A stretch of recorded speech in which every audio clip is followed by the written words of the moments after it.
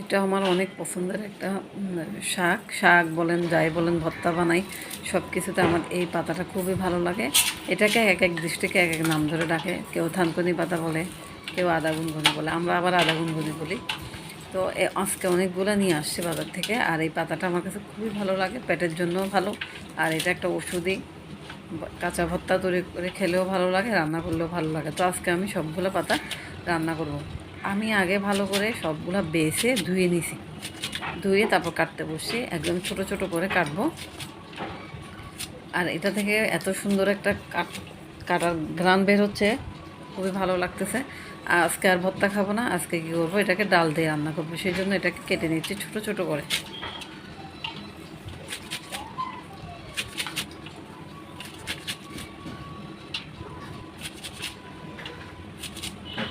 তো সবগুলো পাতা আমার কাটা হয়ে গেছে।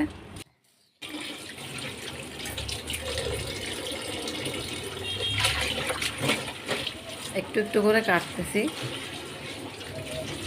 এখন পাতাগুলোকে ভালো করে ধুয়ে নিচ্ছি।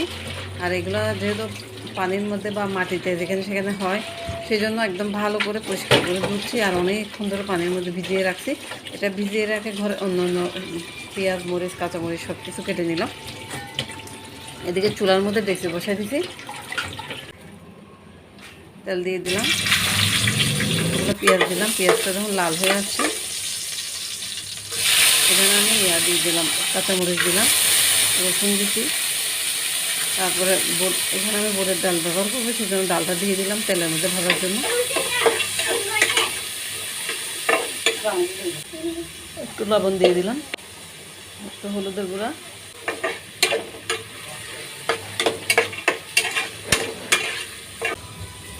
তো পানি দিয়ে দিলাম। এখানে পানি দিয়ে এটাকে ভালো করে কষায় নেব।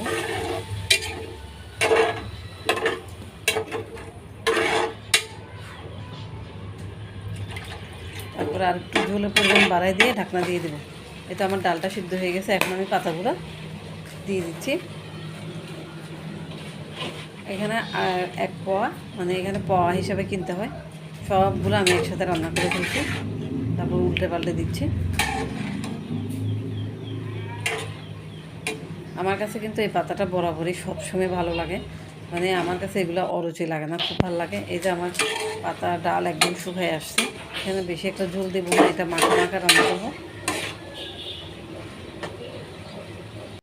তো হয়ে গেল আমার ডাল দিয়ে থানকুনি পাতা। আজকের ভিডিওটা এ পর্যন্ত। আল্লাহ হাফেজ, বাই বাই।